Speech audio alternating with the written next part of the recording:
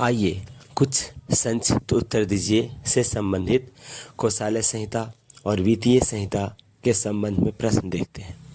प्रश्न यह है कि यदि एक शासकीय सेवक केवल जन्म का वर्ष बता सकता है तो उसकी जन्मतिथि क्या होगी। अगर कोई शासकीय सेवक अपना जन्म का वर्ष बस बता रहा हो तो जन्मतिथि, तो इसके संबंध में छत्तीसगढ़ वित्तीय संहिता नियम 85 में विस्तृत व्याख्या दी गई है। मैं पूरे नियम को भी डिस्कस कर सकता हूं, लेकिन फिलहाल इसका आंसर देखते हैं। मैं पहले डिस्कस किया होऊंगा, क्लियर है। अगर सिर्फ जन्म का वर्ष बताया जा रहा हो तब छत्तीसगढ़ वित्तीय संहिता का नियम 85 के अनुसार जन्म दिनांक उस वर्ष की 1 जुलाई को मानी जानी चाहिए, क्लियर है। दूसरा, इसी में एक प्रश्न है कि यदि एक शासकीय सेवक केवल जन्म का वर्ष एवं माह बता सकता हो तो उसकी जन्मतिथि क्या होगी। यह भी नियम 85 में ही उल्लेखित है। छत्तीसगढ़ वित्तीय संहिता का नियम 85 सिर्फ वर्ष उल्लेखित है तब तो 1 जुलाई लिया जाना है, लेकिन वर्ष के साथ साथ माह भी उल्लेखित है तो उस माह के 16 तारीख को उसका जन्मतिथि लिया जाना है।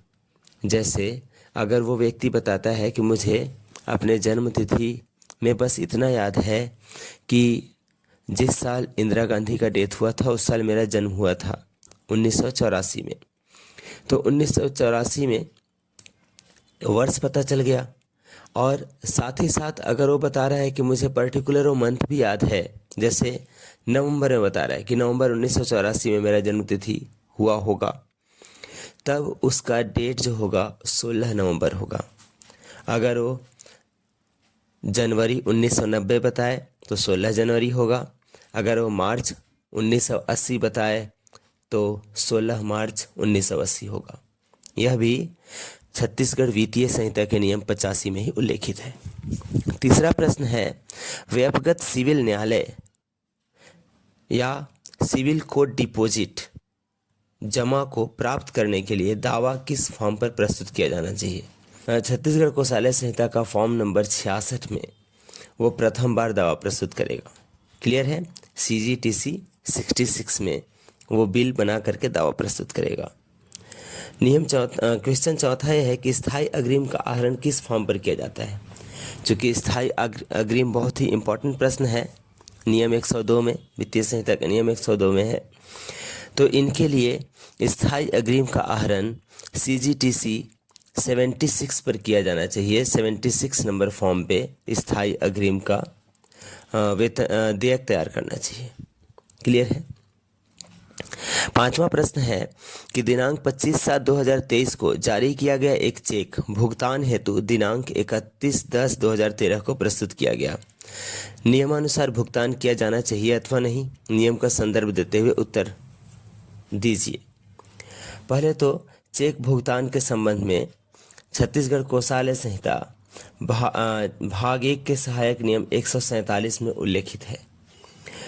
भाग 1 के सहायक नियम 147 में उल्लेखित है कि जो भी चेक जारी हुआ है उस माह के अगले माह से 3 माह तक वैलिड होगा और अगले माह के तीसरा माह खत्म होते ही उसकी वैलिडेशन खत्म हो जाएगी।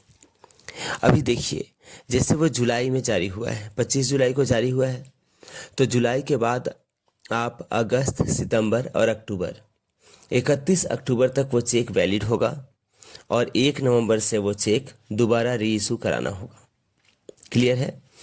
छत्तीसगढ़ कौशल्य संहिता भाग 1 के सहायक नियम 147 के अनुसार वो चेक जारी होने के अगले माह से 3 माह तक ही वैलिड था, यानी 31 अक्टूबर 2013 को वो चेक वैलिड है और इसका भुगतान किया जाना चाहिए। यही चेक 1 नवंबर 2013 को प्रस्तुत होता, 5 नवंबर 2013 को प्रस्तुत होता, तो इसका भुगतान संभव नहीं था, इसे दोबारा री इशू कराना पड़ता। अगला प्रश्न देखते हैं, कौशल्य में संधारित कोई व्यक्तिगत जमा लेखा लगातार 3 वर्ष तक अप्रचलित रहता है तो क्या प्रक्रिया अपनाई जानी चाहिए। कौशल्य में कुछ है, दृढ़ कक्ष में या फिर आपके व्यक्तिगत जमा में कोई 3 वर्ष तक अप्रचलित या इनअप्रोप्रिएट रहता है जिसका उपयोग नहीं हुआ है, तो इसमें क्या प्रक्रिया अपनाई जानी चाहिए। सामान्यतः जब भी इस प्रकार का कोई निक्षेप होता है तो इसमें अपनाई जाने वाली प्रक्रिया यह है कि उसको दोबारा री इशू या रीन्यू कराना है या व्यवगत के लिए लेटर लिखना है। तो सबसे आगे देखते हैं, छत्तीसगढ़ कोषालय संहिता भाग 1 के सहायक नियम 562 के अनुसार निक्षेपों के 25 रुपये से अनधिक शेषों तथा 3 लेखा वर्षों से अधिक समस्त शेषों को प्रत्येक वर्ष के माह मार्च की समाप्ति पर महालेखाकार के कार्यालय में अंतरण प्रविष्टियों के माध्यम से शासन को जमा किए जाएंगे। मीन्स व्यवगत होने के लिए आप लेटर लिखेंगे और वो महालेखा कार्यालय उसको समायोजित कर लेगा या व्यवगत कर लेगा। इस प्रकार व्यवगत किए जा रहे निक्षेपों और शेषों की एक सूची CGTC 71 में 31 मार्च के पश्चात महालेखाकार को प्रस्तुत किया जाना चाहिए। यहाँ पे 3 वर्ष तो 3 वर्ष है, प्रत्येक वर्ष अगर 2 वर्ष होता या 1 वर्ष भी होता तो भी यही प्रक्रिया अपनाई जाती। क्या प्रक्रिया अपनाई जाती? सहायक नियम 562 के अनुसार 25 रुपये या उससे अधिक जितने भी लेन देन हैं, अगर वो 31 मार्च की स्थिति में भी बने हुए हैं प्रत्येक वर्ष के माह मार्च की समाप्ति पर, तो महालेखाकार के कार्यालय में अंतरण प्रविष्टियों के माध्यम से शासन को जमा किए जाने के लिए पत्र लिखा जाना चाहिए तथा इस प्रकार व्यवगत किए जा रहे निक्षेपों और शेषों की एक सूची छत्तीसगढ़ कोषालय संहिता प्रपत्र 71 में 31 मार्च के पश्चात महालेखाकार को प्रस्तुत किया जाना चाहिए। आपके एग्जाम में प्रश्न आया है कि एक शासकीय कर्मचारी के बकाया वेतन की राशि आहरण करके उसके अवकाश से लौटने तक 120 दिन डिपॉजिट में रखी गई, अवकाश से लौटने पर उसका भुगतान किया गया। वास्तव में ये बिल्कुल ही अनुचित है, वित्तीय अधिकारों के तहत बिल्कुल ही अनुचित है। कभी भी वेतन, भत्ते या इस प्रकार की पेंशन की राशियां आहरित करके रखा जाना उचित नहीं है। कोषालय संहिता भाग 1 के सहायक नियम 537 के अनुसार वेतन, पेंशन या अन्य भत्ते निक्षेप में नहीं रखे जा सकते। बकाया वेतन की राशि निक्षेप में रखना गलत है। अगर किसी का बकाया राशि है तो उससे जब वो आएंगे तब देयक प्रस्तुत करके आहरित किया जा सकता है, लेकिन पूर्व में निकाल करके अपने पास रखना उचित नहीं है। अगर आपने निकाला है तो तत्काल संबंधित के पास जाना चाहिए। ठीक है। दूसरा प्रश्न फिर से चेक जारी करने के संबंध में है कि महालेखाकार द्वारा एक व्यापक निक्षेप का दिनांक 1 जनवरी 2011 को भुगतान हेतु स्वीकृति दी गई। इसका भुगतान कोषालय अधिकारी द्वारा 10 अप्रैल 2014 को किया गया। तो नियमानुसार सही है क्योंकि जनवरी 2011 में जारी हुआ है। जनवरी के बाद फरवरी, मार्च, अप्रैल, 30 अप्रैल तक इनका भुगतान हो जाना चाहिए था और इन्होंने प्रस्तुत किया है अप्रैल के माह में 10 अप्रैल को। मीन्स इसका भुगतान किया जाना बिल्कुल उचित है, अनुचित नहीं है, वैध है। तीसरा प्रश्न है, एक कार्यालय प्रमुख के स्थानांतरण अग्रिम के देयक पर कोषालय अधिकारी द्वारा यह आपत्ति ली गई कि स्थानांतरण अग्रिम की स्वीकृति नियंत्रक अधिकारी से होना चाहिए। ये गलत है। स्थानांतरण अग्रिम या यात्रा अग्रिम, किसी भी प्रकार के यात्रा अग्रिम की स्वीकृति होती है वो कार्यालय प्रमुख के द्वारा होती है। ठीक है। छत्तीसगढ़ वित्तीय संहिता के नियम 268 के अनुसार कोषालय अधिकारी द्वारा की गई आपत्ति गलत है, क्योंकि यात्रा अग्रिम या यात्रा भत्ता स्वीकृतकर्ता अधिकारी कार्यालय प्रमुख ही होता है। नियंत्रक अधिकारी के पास स्वीकृति हेतु भेजने की आवश्यकता नहीं है। सेवा में रहते हुए शासकीय सेवक की मृत्यु हो जाने पर उसकी पत्नी गृह निर्माण अग्रिम ब्याज सहित शेष राशि को अपलिखित करने हेतु आवेदन करती है। इस नियम के लिए भी ऐसा है कि कर्मचारी के जीवन काल तक ब्याज लिया जाएगा, लेकिन शेष मूल राशि अपलिखित की जाएगी। अगर कोई व्यक्ति अपने कार्यकाल में ही रहते हुए मृत हो जाता है तो उसके द्वारा ली गई समस्त राशि को अपलिखित कर दी जाएगी, उसे उनके परिवारों से वसूली नहीं कराया जाएगा।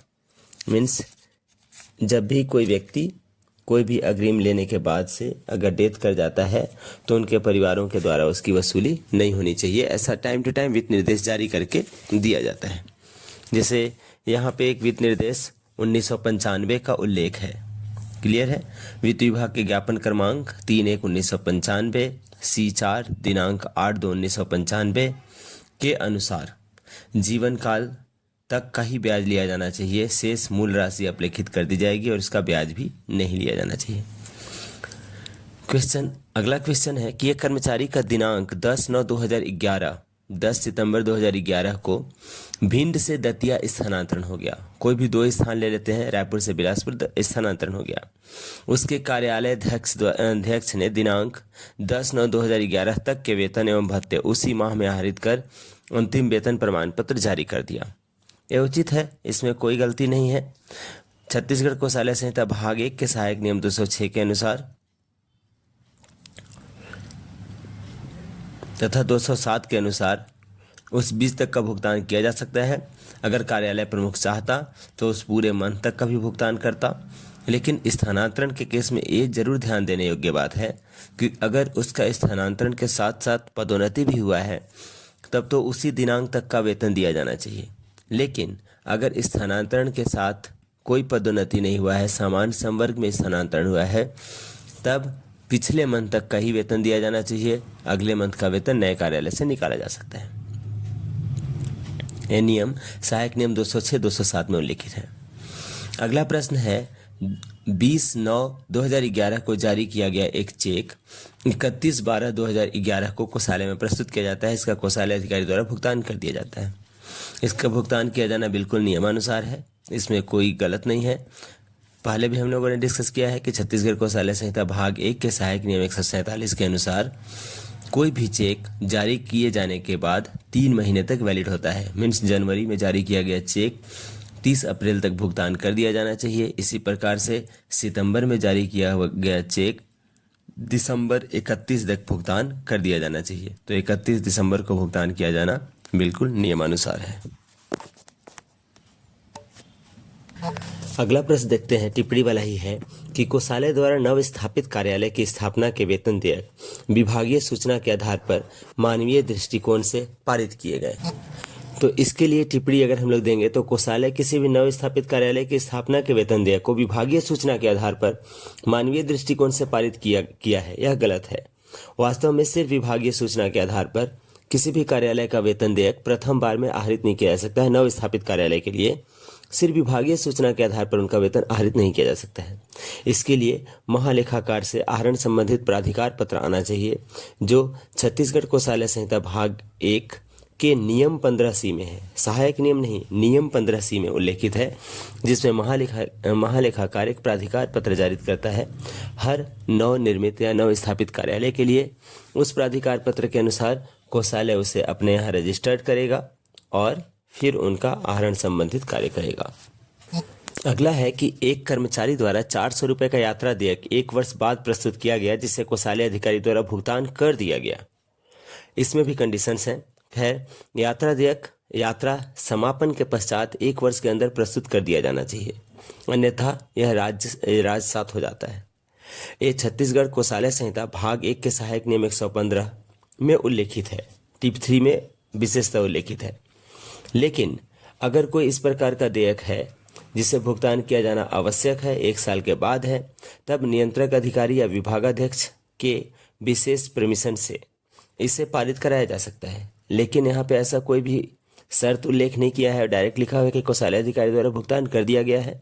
मीन्स एक कर्मचारी का 400 रुपये का जो यात्रा देयक है 1 वर्ष बाद प्रस्तुत किया गया है और कोषालय अधिकारी ने भुगतान कर दिया गया है, यह कार्यवाही गलत है। किस नियम का उल्लंघन हो रहा है? तो छत्तीसगढ़ कोषालय संहिता भाग 1 के सहायक नियम 115 का। एक सरकारी कर्मचारी धनराशि प्राप्ति की मूल प्रति गुम हो जाने के कारण डुप्लीकेट प्रति जारी करने से मना कर देता है। कोई शासकीय कर्मचारी है, कोई धनराशि प्राप्ति के लिए चेक वगैरह जारी किया था और मूल प्रति गुम हो गया है, तो उसकी डुप्लीकेट प्रति जारी करने से मना कर देता है। यह कार्यवाही बिल्कुल सही है, क्योंकि छत्तीसगढ़ कोषालय संहिता भाग 1 के सहायक नियम 62 में ऐसा उल्लेखित है कि धनराशि प्राप्त करने की मूल प्रति गुम हो जाने के कारण डुप्लीकेट प्रति जारी करने से मना किया जाना चाहिए। केवल प्राप्ति का प्रमाण पत्र दिया जाना चाहिए कि ठीक है, मूल प्रति गुम हो गया है, कोई बात नहीं है, आप प्राप्त कर रहे हैं, इसलिए प्राप्ति हेतु प्रमाण पत्र दिया जाना उचित है।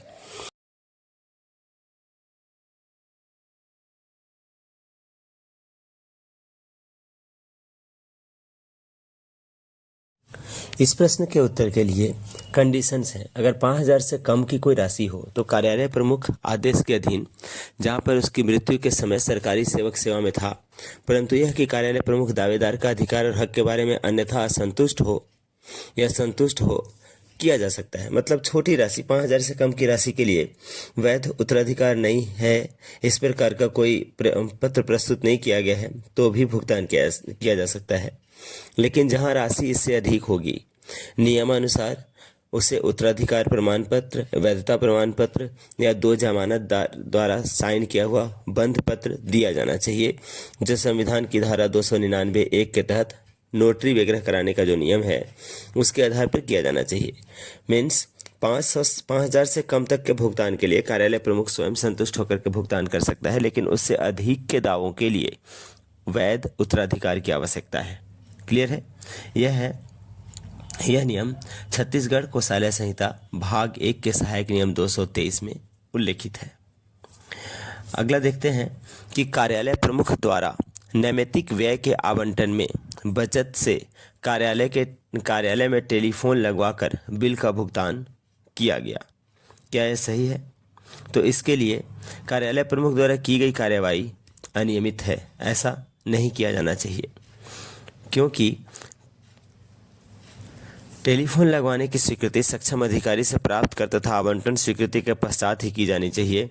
वित्तीय संहिता भाग 1 के सहायक नियम 100 के अनुसार टेलीफोन एक नवीन मद का विषय है, एक नया मद है, तो टेलीफोन लगाने से संबंधित पूर्व स्वीकृति होनी चाहिए, बजट आवंटन होना चाहिए और उसके अनुसार ही उसे लगवाया जाना चाहिए।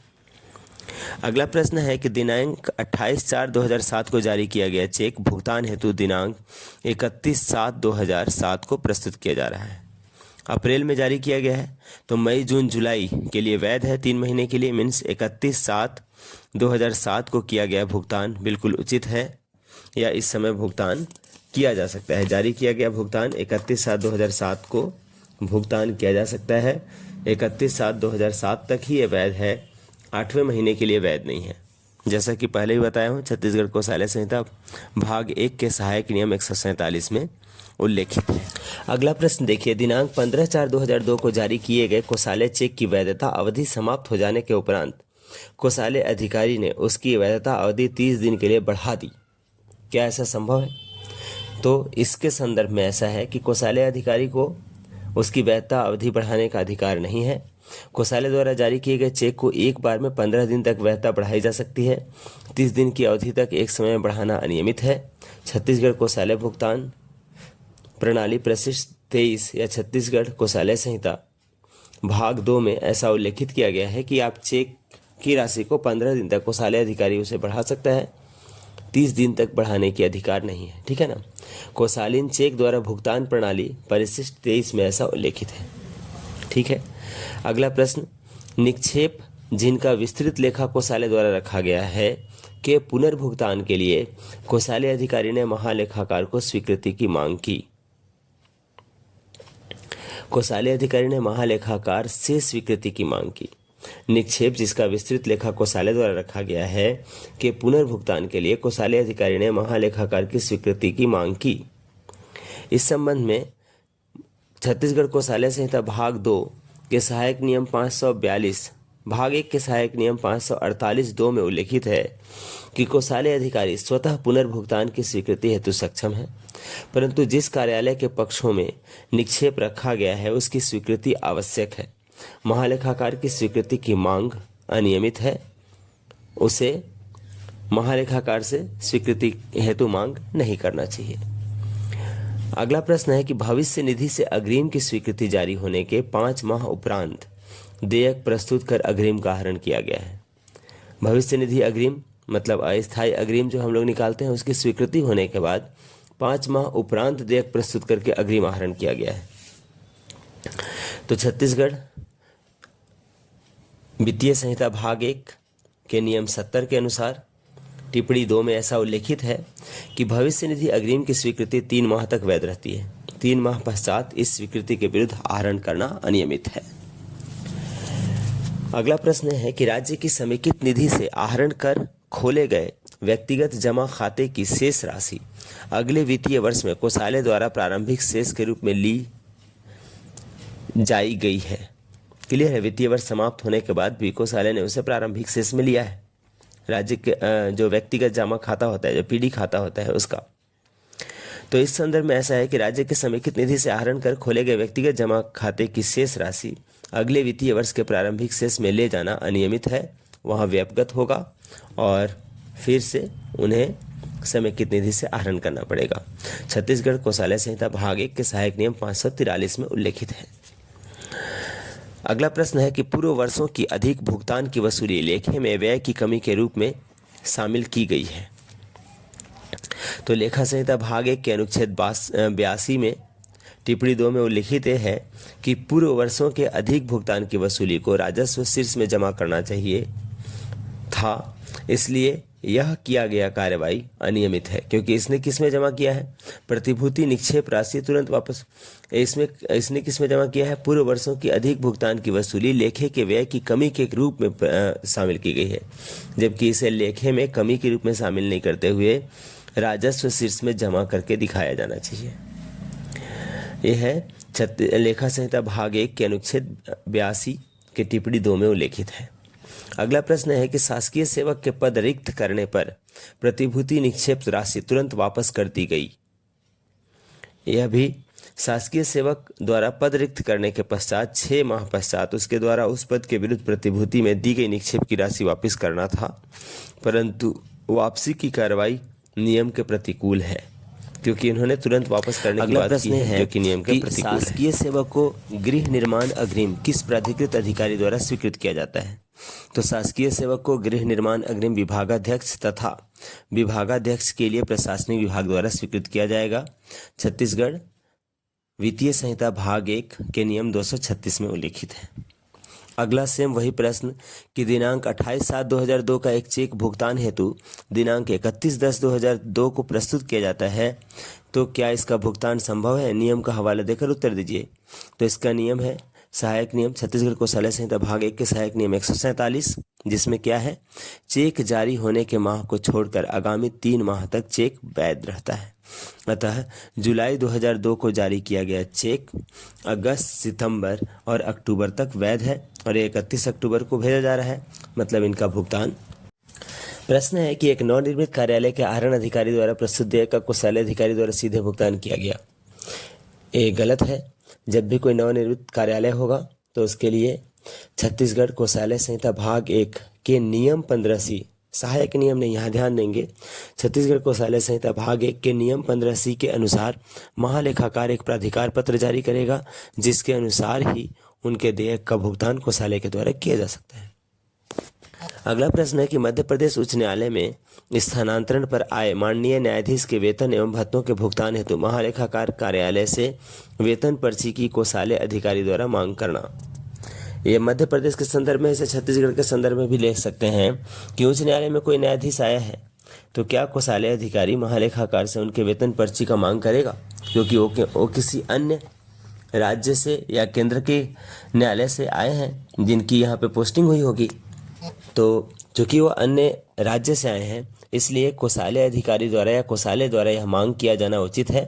छत्तीसगढ़ कोषालय संहिता भाग 1 के सहायक नियम 247 में उल्लेखित है कि माननीय न्यायाधीश के स्थानांतरण पर आने पर उनके वेतन तथा भत्तों के भुगतान के लिए महालेखाकार के अधिकृत पत्र की कोषालय के द्वारा मांग किया जाना उचित है।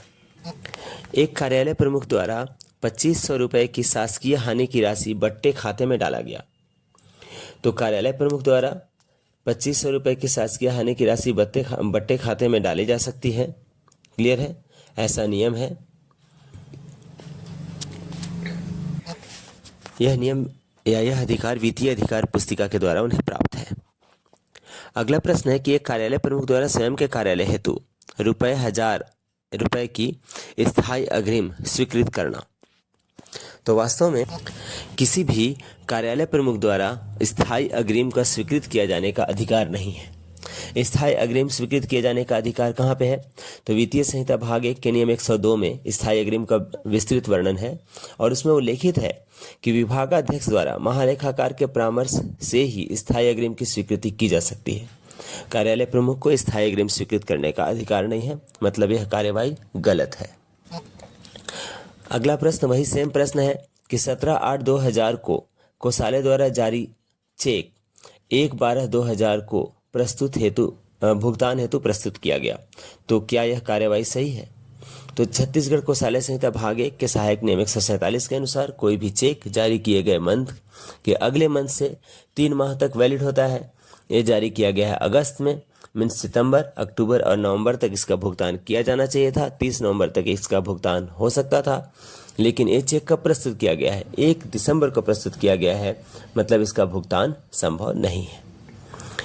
अगला है कि कार्यालय में नवनियुक्त रोकड़िया के द्वारा प्रतिभूति तत्काल जमा न करा पाने की स्थिति में किया जाने वाले कार्रवाई क्या होना चाहिए? यानी जो खजांची के प्रभार पे रहेगा, अगर वो तत्काल प्रतिभूति जमा नहीं करता है तो उसके लिए कार्यालय प्रमुख को क्या कार्रवाई करना चाहिए? ऐसा केस अक्सर निर्मित होता है। नवनियुक्त रोकड़िया द्वारा निर्धारित प्रतिभूति की राशि जमा न कराए जाने की स्थिति पर छत्तीसगढ़ कोषालय संहिता भाग 1 के नियम 283 पैरा 2 श के प्रावधानों में से किसी एक के रूप में जमानत की राशि जमा होने तक व्यक्ति प्रतिभूति राशि ली जा सकती है। या दूसरे शब्दों में ऐसा बोल सकते हैं कि नियम 282, 283 वित्तीय संहिता नियम 282, 283 के अनुसार या 282 से 288 के अनुसार या तो वो तत्काल प्रतिभूति जमा करे या वो वेतन से काटने के लिए बोले, जिससे कि लोक लेखा निधि में उसे जमा कराया जाए, या एफडी जो कि किसान बचत पत्र आदि के रूप में खरीदा है उसे जमा करे, एलआईसी का कोई रसीद जमा करे जो उक्त प्रतिभूति राशि के बराबर हो, तो भी उसे कंसीडर कर सकते हैं। यही अगला टिप्पणी का प्रश्न है संहिता भाग 1 के जिले के 282 से 288 850 रुपये का आकस्मिक व्यय का बिल कोषालय में अगस्त 1990 में भुगतान हेतु भेजा। ये दायित्व जून 1989 में हो गया था। भूल से पैसा निकाल कर लेना रह गया था। इसका अर्थ क्या है, ध्यान देंगे। जून 1989 का कोई उनका बकाया था जिसे लेना था, और उन्होंने अगस्त 1990 में 1 साल बाद उन्होंने इसे प्रस्तुत किया है। क्लियर है? किसी जिले के एसपी साहब हैं जो अपना 850 रुपये का आकस्मिक बिल जिसे अगस्त 1990 में प्रस्तुत किया, लेकिन ये जून 1989 का था, भूल से पैसा निकालना रह गया था। तो इसमें क्या टिप्पणी होना चाहिए? तो इस प्रकार के संदर्भित आकस्मिक देयक का स्वत्व 1 वर्ष से अधिक पुराना हो जाने के कारण छत्तीसगढ़ कोषालय संहिता भाग 1 के सहायक नियम 115 के अनुसार विभागाध्यक्ष की स्वीकृति के बाद ही भुगतान हो सकता है, अन्यथा नहीं हो सकता है। 1 साल से अधिक पुराना देयक हो जाने के कारण इनका भुगतान कराने हेतु विभागाध्यक्ष की पूर्व स्वीकृति होना चाहिए। विभागाध्यक्ष बजट कंट्रोलिंग ऑफिसर होता है, बीसीओ होता है, जो अपने बजट के व्यय पर नियंत्रण रखता है, नियंत्रक अधिकारी होता है। तो बिना उसकी स्वीकृति के आप पूर्व वित्तीय वर्ष का भुगतान नहीं करा सकते हैं, उनकी स्वीकृति आवश्यक है। अगला प्रश्न देखते हैं। एक कोषालय अधिकारी ने एक देयक के भुगतान करने से इनकार कर दिया क्योंकि उस देयक के प्रस्तुत करने वाले अधिकारी द्वारा उस मद में व्यय के लिए स्वीकृति की प्रतिलिपि संलग्न नहीं की गई तथा उस मद में बजट प्रावधान से अधिक व्यय हो चुका था। जैसा कि नियम 8 में उल्लेखित है कि किसी भी व्यय को करने के लिए दोनों ही चीजें, सक्षम स्वीकृति और बजट आवंटन दोनों ही चाहिए, तो उसके आधार पे ही इनका भुगतान हो सकता है। अब कोषालय अधिकारी ने इन्हें रोका है, तो कोषालय अधिकारी छत्तीसगढ़ कोषालय संहिता भाग 1 के सहायक नियम 121(4) के अनुसार स्वीकृति की प्राप्ति जो कि राजपत्रित अधिकारी अथवा अन्य अधिकारी द्वारा प्रमाणित हो, देयक के साथ अवश्य लगानी चाहिए, मतलब स्वीकृति आदेश होना चाहिए। किंतु कोषालय अधिकारी इस आधार पर देयक का भुगतान करने से इनकार नहीं कर सकता कि भुगतान हेतु स्वीकृति नहीं है। भुगतान की स्वीकृतियों तथा बजट प्रावधान के संबंध में संपूर्ण उत्तरदायित्व आहरण अधिकारी का है। क्लियर है? जैसे कि वित्तीय संहिता का नियम है कि किसी भी मद को व्यय करने के लिए बजट की आवंटन और स्वीकृति दोनों होनी चाहिए। उसी से कोषालय संहिता बना हुआ है। कोषालय अधिकारी का भी यह दायित्व है कि पहले तो उनको स्वीकृति होनी चाहिए सक्षम अधिकारी का, साथ साथ बजट भी होनी चाहिए। लेकिन कोषालय अधिकारी बजट के अभाव में उस बिल को नहीं रोक सकते हैं, क्योंकि बजट का होना या नहीं होना इसके लिए उत्तरदायित्व आहरण अधिकारी होता है। यह भी महत्वपूर्ण था। और ये कहाँ पे उल्लेखित है? तो छत्तीसगढ़ कोषालय संहिता भाग 1 के सहायक नियम 121(4) में। अगला प्रश्न है कि अगर वही चेक वाला प्रश्न कि अगर कोई चेक 28/8/89 का है, भुगतान हेतु 11/1/90 को प्रस्तुत किया गया है, तो 28/8, 8 मतलब अगस्त के बाद 3 माह तक वैलिड रहता, सितंबर, अक्टूबर, नवंबर तक। और ये कब प्रस्तुत किया जा रहा है? जनवरी 1990 में। मीन्स इसका भुगतान नहीं किया जा सकता। इसका नियम क्या है? सहायक नियम छत्तीसगढ़ कोषालय संहिता भाग 1 के सहायक नियम 147 के अनुसार कोई भी चेक 3 माह तक ही बस वैलिड होता है। अगला प्रश्न है कि कार्यालय के लिए सामान खरीदने के लिए 28 मार्च 1991 को शासन द्वारा 20,000 रुपये की स्वीकृति दी गई। सामान मई 1991 के पूर्व मिलने की संभावना न होने के कारण कार्यालय प्रमुख द्वारा उतनी राशि आहरित करके बैंक में खाता खोलकर रखी गई। यह भी अनियमित है। छत्तीसगढ़ कोषालय संहिता भाग 1 के सहायक नियम 284 के अंतर्गत राशि कोषालय में तभी आहरण की जानी चाहिए जब उसका तत्काल भुगतान होने की स्थिति हो। अगला प्रश्न है कि एक कार्यालय में 3,000 रुपये की हानि हुई है। कार्यालय अध्यक्ष ने इसकी सूचना केवल विभागाध्यक्ष को भेज दी है।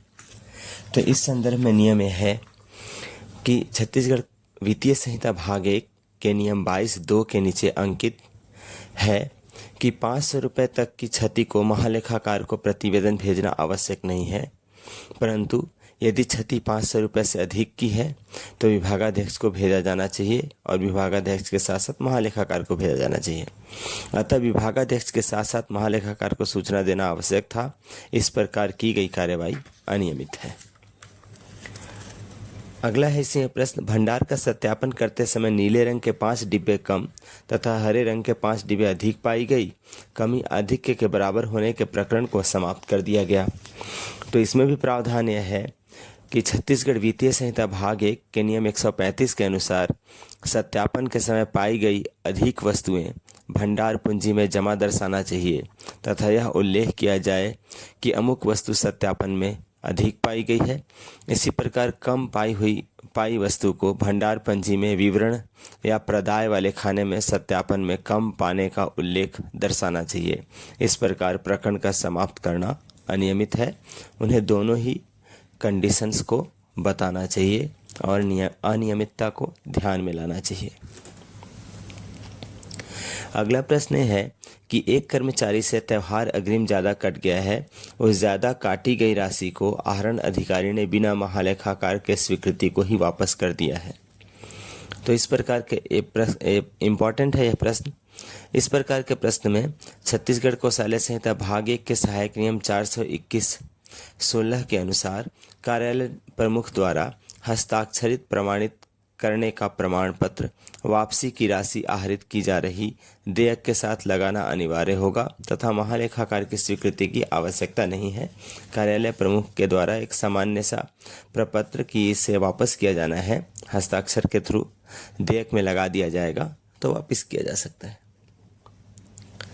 अगला है कि अनुसूचित जनजातियों को दी जाने वाली छात्रवृत्ति के बिल उप संचालक आदिम जाति कल्याण विभाग ग्वालियर ने ग्वालियर कोषालय पर ड्रा कर भुगतान प्राप्त कर लिया और छात्रवृत्तियों को विवरण कर दिया गया।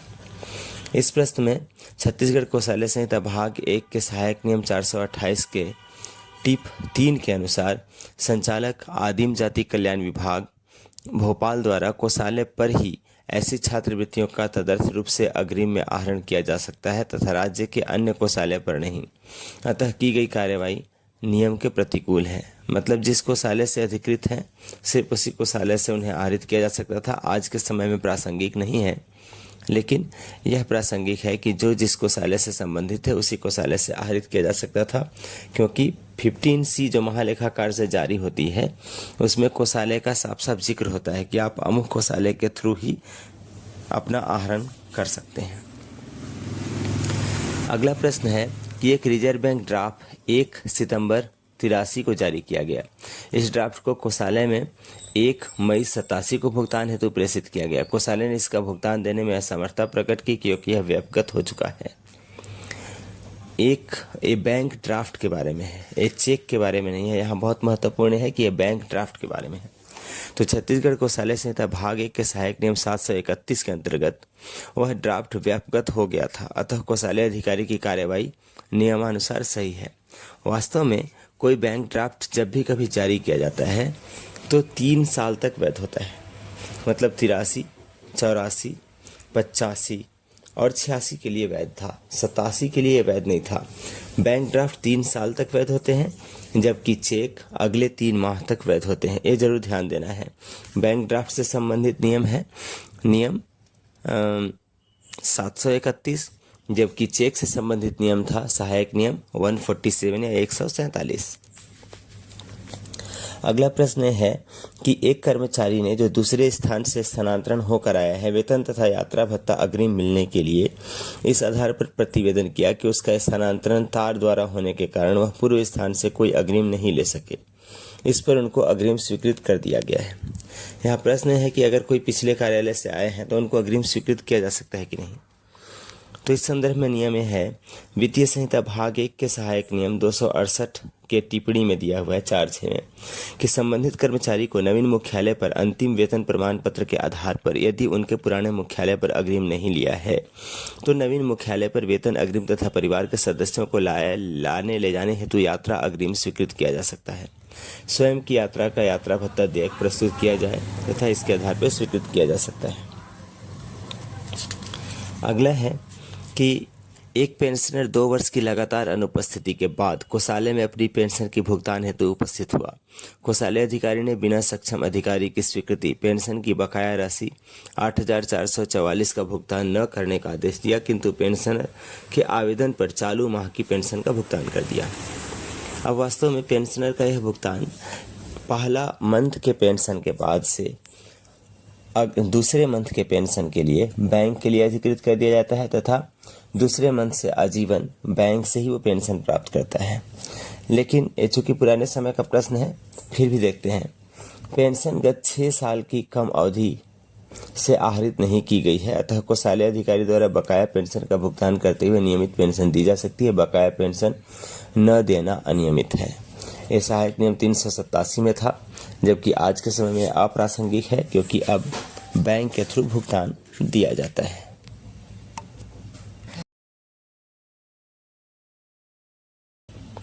अगला है कि आबकारी निरीक्षक जबलपुर, जिसे चरस की तस्करी की खोज करने हेतु विशिष्ट कर्तव्य प्रशासन द्वारा पदस्थ किया गया है, अपने प्रवास व्यय के लिए अग्रिम के बिल मुख्यालय लौटाने के तुरंत पश्चात न प्रस्तुत कर 31 मार्च को समायोजन हेतु प्रस्तुत करता है, जिस पर विभाग द्वारा कोई आपत्ति नहीं की जाती है।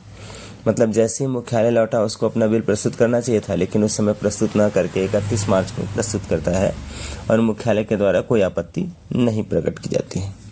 तो इसके संबंध में इस प्रकार का नियम है कि छत्तीसगढ़ वित्तीय संहिता भाग 1 के नियम 271 के अंतर्गत सामान्य यात्रा हेतु लिए गए अग्रिम का समायोजन शासकीय सेवक के प्रवास से लौटने पर या उस वर्ष के 31 मार्च के जो पूर्व में हो यात्रा भत्ता देयक प्रस्तुत करना चाहिए। अतः आबकारी निरीक्षक द्वारा 31 मार्च के पूरे ही अग्रिम के समायोजन के लिए मुख्यालय लौटने पर यात्रा भत्ता देयक प्रस्तुत करना चाहिए था।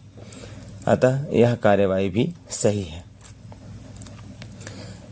अगला प्रश्न है, लेटर ऑफ क्रेडिट के आधार पर 18 मार्च 1987 को जारी किए गए चेक बैंक में 13 अप्रैल 1987 को भुगतान हेतु भेजा गया। 18 मार्च को था 13 अप्रैल, जबकि लेटर ऑफ क्रेडिट की अवधि केवल 31 मार्च 1987 तक ही थी। बैंक द्वारा चेक का भुगतान कर दिया गया। तो यह नियम यह है, छत्तीसगढ़ कोषालय संहिता भाग 1 के सहायक नियम 154(2) के अनुसार बैंक द्वारा चेक का भुगतान नियमानुसार है, क्योंकि वह 15 अप्रैल तक उनका भुगतान कर सकते थे और 13 अप्रैल को ही भुगतान कर दिया गया है, जो कि उचित है। अगला प्रश्न, भविष्य निधि से एक कर्मचारी को 1/10/1986 को अग्रिम स्वीकृत किया गया, जिसका बिल 7/2/87 को प्रस्तुत होने पर कोषालय अधिकारी ने उसका भुगतान कर दिया गया। 1/10/1986 को अग्रिम प्रस्तुत किया गया था। जब भी कोई भविष्य निधि अग्रिम स्वीकृत होता है तो अगले 3 माह तक ही वैलिड रहता है, और 7/2/1987 जो कि ये अक्टूबर, नवंबर, दिसंबर, जनवरी, फरवरी 4 माह लेट हो जा रहा है, अतः इनका भुगतान किया जाना उचित नहीं था। इसके लिए नियम है, छत्तीसगढ़ वित्तीय संहिता भाग 1 के सहायक नियम 70 टिप 2 के अंतर्गत सामान्य भविष्य निधि की अग्रिम स्वीकृति प्रसारण होने की तिथि के 3 माह तक ही वैध रहती है। अगला प्रश्न है, लोक निर्माण विभाग द्वारा निर्मित एक भवन पर जेल विभाग ने अपने जेल कैदियों की सेवाएं प्रदान की है। इसके खर्चे को डेबिट लोक निर्माण विभाग को भेजा जाता है। तो सही है। लेखा संहिता भाग 1 के अनुच्छेद 60B के अंतर्गत जेल विभाग के कैदियों की सेवाओं का पारिश्रमिक जन कार्य विभाग से ले सकता है या लोक निर्माण विभाग से ले सकता है, अतः कार्यवाही नियमानुसार है। जब भी सरकार का कोई कार्य होगा जिसमें लोक निर्माण विभाग निर्माण करता होगा तो उसका विकलन लोक निर्माण विभाग के हेड से ही होना चाहिए। अगला प्रश्न देखते हैं। मृत शासकीय कर्मचारी के वेतन तथा भत्ता आदि के दावे कुल 6,000 रुपये कर्मचारी के कार्यालय प्रमुख को प्रस्तुत किए गए, जिसका भुगतान उनके परिवार को कर दिया गया।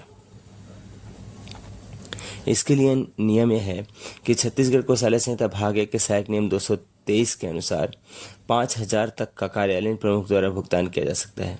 चूँकि 6,000 की राशि है, अतः 12,000 का क्षतिपूरक बॉन्ड पत्र निष्पादित करा के दावेदार के हक के बारे में संतुष्ट होकर शासन के प्रशासकीय विभाग के आदेश प्राप्त कर भुगतान करना था। इस प्रकार की गई कार्यवाही नियमों के प्रतिकूल है। वास्तव में जब भी कोई शासकीय कर्मचारी मृत है तो उसे उसके सकल दावों की राशि को किन्हें भुगतान करना है। सिर्फ 5,000 तक का राशि होता तो कार्यालय प्रमुख स्वयं से निर्णय लेकर उनका भुगतान कर सकता था, लेकिन जैसे ही 5,000 से अधिक की राशि रहेगी उसके लिए एक बंध पत्र या बॉन्ड बनवाना पड़ेगा कि ये इसके वास्तविक उत्तराधिकार हैं और अपने विभाग प्रमुख से परमिशन, प्रशासनिक विभाग से परमिशन लेने के बाद ही उनका भुगतान किया जा सकता था। अगला प्रश्न है, एक शासकीय कर्मचारी की मृत्यु 16 अगस्त 1986 को प्रातः 4 बजे हो जाती है। 15 अगस्त 1986 को सार्वजनिक छुट्टी होने के कारण कार्यालय मृत कर्मचारी का वेतन 14 अगस्त 1986 तक का निकाल कर परिवार को प्रदान करता है। तो इस प्रकार का किया गया कार्यवाही गलत है, क्योंकि छत्तीसगढ़ कोषालय संहिता भाग 1 के सहायक नियम 222 के अनुसार मृत्यु दिनांक 16 अगस्त 1986 तक का वेतन भुगतान करना था, अतः कार्यवाही नियमानुसार गलत है। अगला प्रश्न है, उपादान भुगतान आदेश 10/1/1985 जो महालेखाकार कार्यालय से भोपाल कोषालय में 15/1/1985 को प्राप्त हुआ का भुगतान कोषालय अधिकारी द्वारा 1/10/1986 को कर दिया गया, अतः उनका कहना है कि भुगतान आदेश 3 वर्ष से कम समय का है। इस प्रश्न को देखते हैं। उपादान भुगतान आदेश 1 साल तक ही वैध होता है, अतः मध्य प्रदेश छत्तीसगढ़ कोषालय संहिता भाग 1 के सहायक नियम, फिर से देखिए, उपादान भुगतान आदेश 1 साल तक ही वैध था, अतः छत्तीसगढ़ कोषालय संहिता भाग 1 के सहायक नियम 387(2) के नीचे टिप के अनुसार महालेखाकार से नवीनीकरण आदेश कराना था।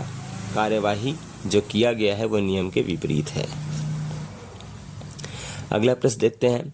मध्य प्रदेश शासन द्वारा नवनिर्मित पेंशन कार्यालय के प्रमुख ने तात्कालिक भुगतान के लिए अपने कार्यालय के लिए 1,000 रुपये का स्थायी अग्रिम स्वीकृत किया है।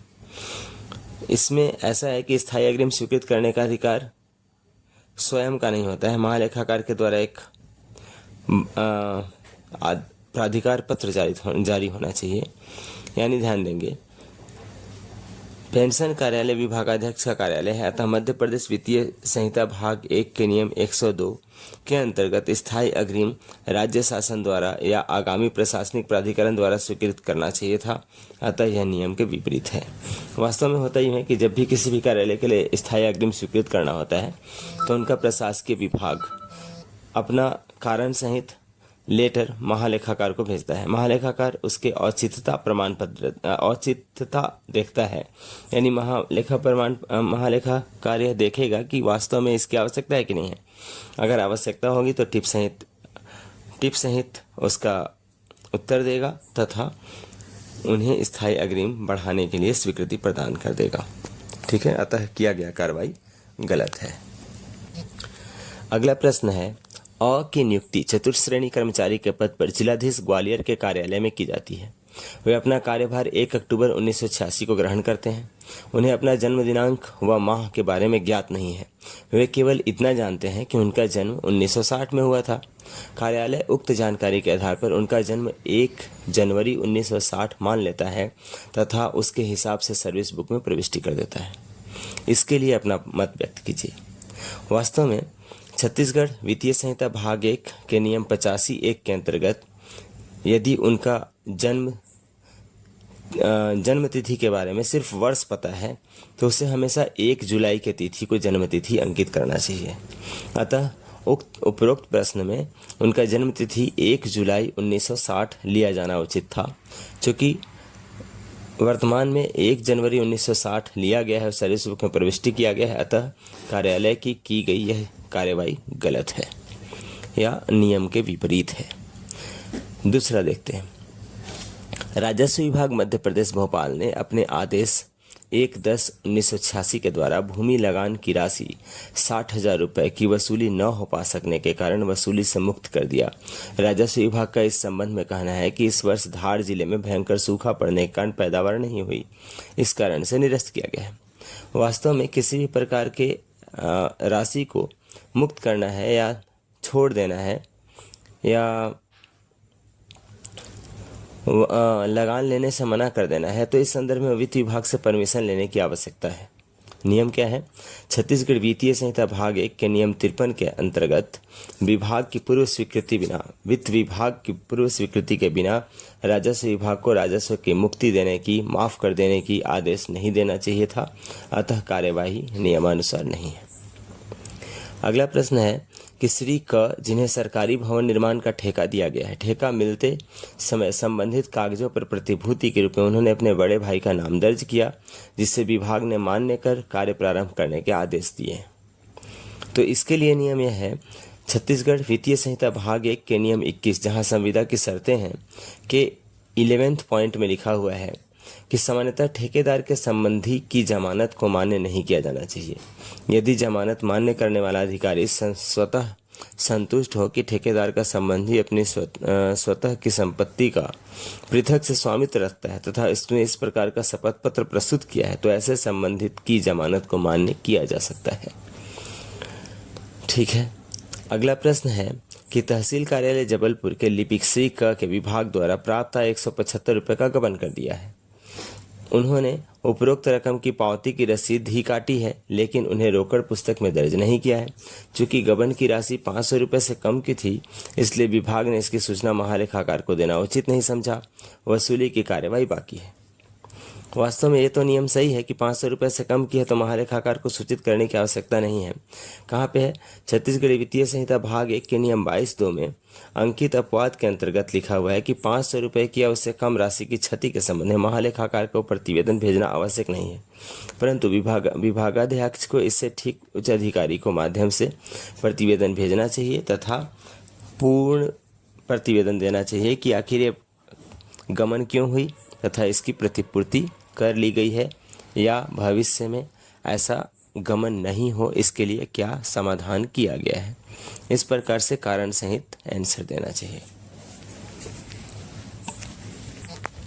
एक और बहुत ही महत्वपूर्ण प्रश्न आया हुआ है कि शासकीय कर्मचारी के बारे में किसे और क्या रिकॉर्ड महती भेजना जरूरी है। पहला स्थानांतरण के केस में, दूसरा प्रतिनियुक्ति के केस में और तीसरा सेवानिवृत्ति के केस में। तो इसके संबंध में ये व्यवहारिक नियम हैं जिन्हें जानना चाहिए।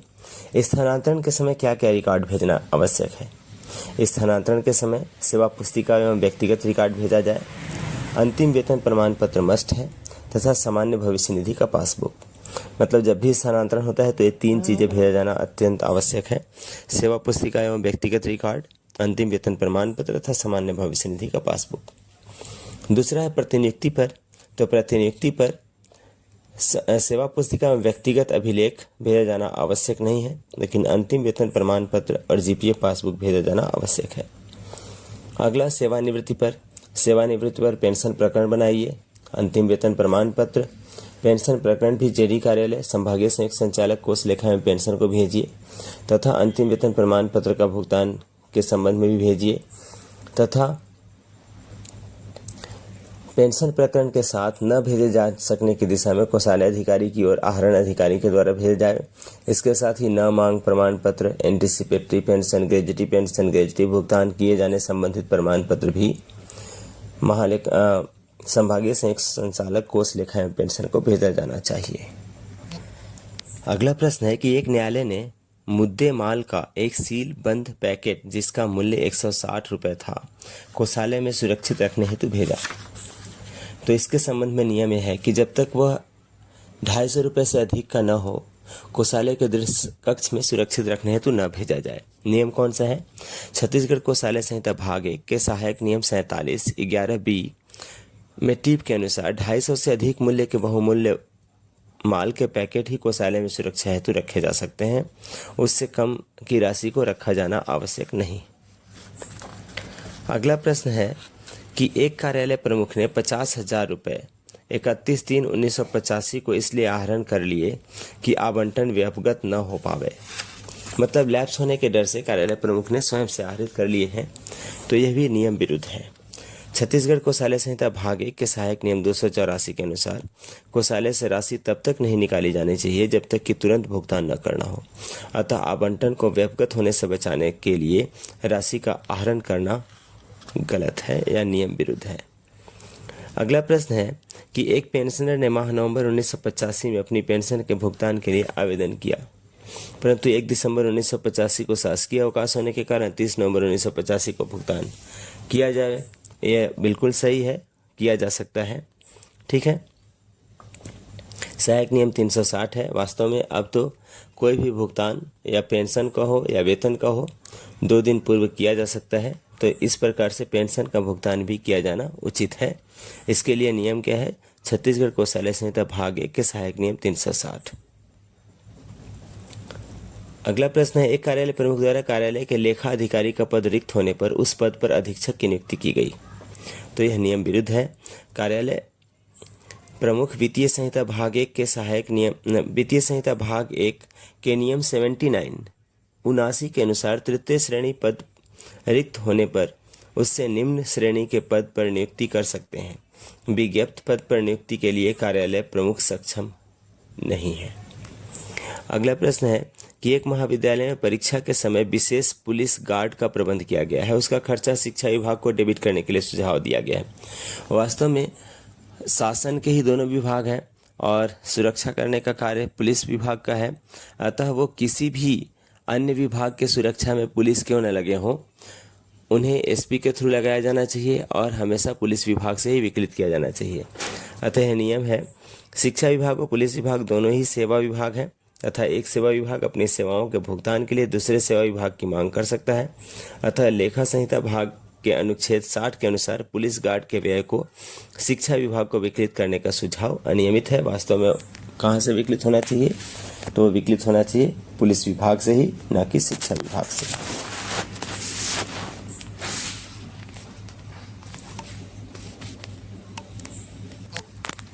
अगला प्रश्न है कि आहरण अधिकारी ने 2000 रुपये के चेक के साथ सर्विस पोस्टेज टिकटों के लिए दावा कोषालय अधिकारी को भेजा।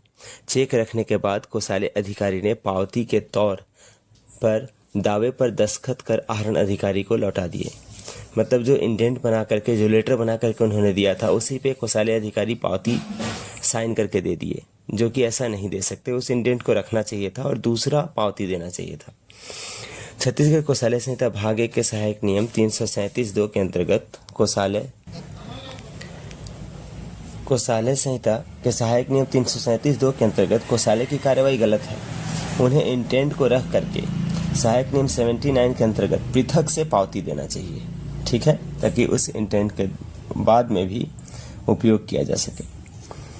अगला है, कोषालय अधिकारी ने एक आदेश जारी किया कि 2500 रुपये से अधिक की चालान उनके हस्ताक्षर के लिए पेश न किए जाएं। चालान की अधिकता को देखते हुए कोषालय अधिकारी ने ऐसा आदेश जारी कर दिया, जबकि लिखित रूल है कि छत्तीसगढ़ कोषालय संहिता भाग 1 के सहायक नियम 77 के अंतर्गत कोषालय अधिकारी आदेश, इस प्रकार का आदेश सही नहीं है।